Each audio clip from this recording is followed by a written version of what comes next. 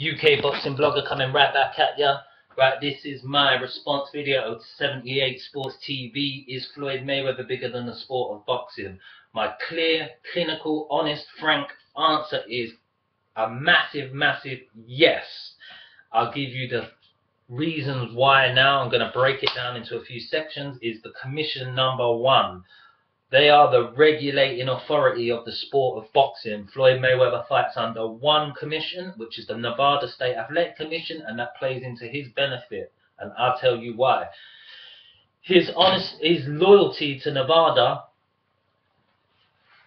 really helps him. The Nevada State Athletic Commission is run by the governor's office. The two biggest things that the governor's office regulates is laws and the finances of the city. Whether you like to admit it, Floyd Mayweather is one of the only pay-per-view stars that actually goes there, and he brings in the high rollers and the high ticket prices and the 20,000 people he sells out at the MGM Grand twice a year now on a regular basis for the last few years. He never gets held accountable to any of his actions, which is totally against the commission. They pull in all sorts of motherfuckers for anything they normally say. I'm going to take out a Mexican, African, all that stuff that Broner does. Any UFC fighter who does anything is always getting hauled up in front of their ass, and they get punished. They're normally one of the strictest regulating commissions. Yet in Floyd's case, they turn a blind eye, and here's why. Because he's the only pay-per-view star left in boxing, really, with Manny Pacquiao. Manny Pacquiao was buoyed off the Nevada State by only fighting there once a year. And the other year now he's fighting over in China. Back in the day when Mike Tyson bit Holyfield's ear, he'd get banned for life. They never fight in Nevada again. Would they do that now? Of course they wouldn't, because he would have been too big of a draw, too much money. At that time they still had Holyfield's, Lennox Lewis around the corner, all the Trinidad, Oscar De La Hoya, Mosley, just around the corner from big fights like Barrera and Nazim Hamid coming into town, and fucking Morales wars and all that sort of shit, right? Whether it was on undercards, some of them or not, whatever. But we were just around. There was always, you never worried about where the new pay-per-view start coming from. Now we are, because there's only two. And Floyd fights there twice a year. Right, so they are worried about that. Like Floyd Mayweather, the doghouse is clear, illegal fighting. It's not sparring, it's not amateur fighting, and he's not got the authority to even regulate amateur fights in the gym. Sparring is working your technique. When someone gets hurt, you step away. There's a clear sort of not conduct, but there's clear sort of like a. Everybody knows the sport inside of what sparring should be all about, you know, and it's clearly not sparring. They're unregulated fights, so to speak, and that's clear. He's a promoter. He should lose his license for that. That is out of order. You could even go into, is it being betted, the atmosphere in there, and everybody knows about the doghouse. We've seen it for years. We've always known it's a bit shady, where he makes them fight till they're finished. We've never seen examples of it, but we've seen what goes on in the doghouse with all the chanting and the kind of fights that go in there, and how they got to prove themselves in the doghouse and all that. We've seen it since the 24/7 shows years ago. We've just never seen it to that extent before. Of what could go on with egos in a regular basis, and how it got looked at, how it got regulated on that day by the boss himself, which is a disgrace. You know, I personally feel like he was just showing off, thinking he was the man in front of everybody, and feels like everybody's got to prove themselves to him because he's the fucking daddy-roo of everything, under rules that he don't even operate inside the four-sided circle of the boxing ring himself. Right. So then you've got the smoking cannabis issue.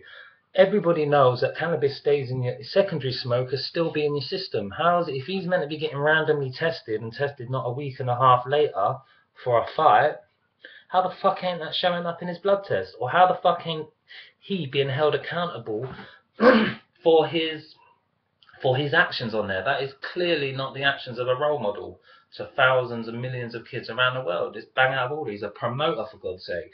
He runs his business, as he likes to say. He's the face of the Nevada State Athletic Commission where boxing's concerned, and he's acting like that and letting them down like that, and he's not getting called for it. For the way that he acts for women as well, he's never been called for that. Look at every male athlete now under scrutiny. Ray Rice, rightly so, because that was blatantly out of order, indefinitely suspended.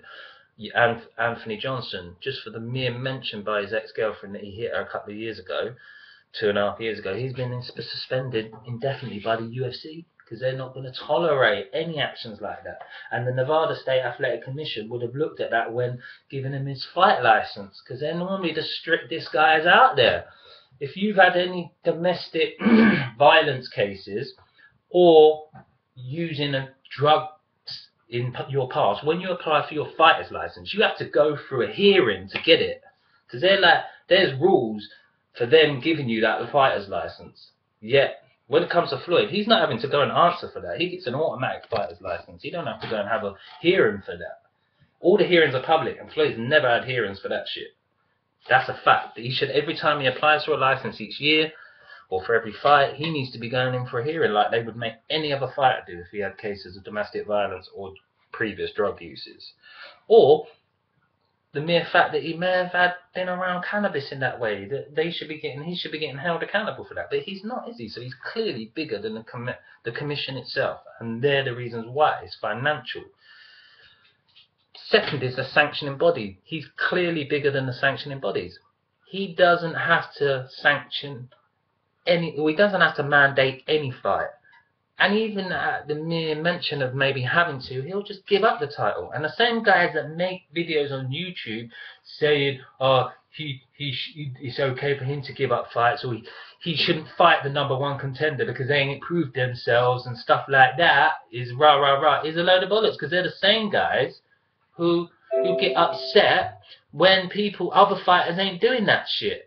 Yeah, and they're the same guys who will make a video or make a comment and say Floyd ain't bigger than the sport of boxing. He clearly is.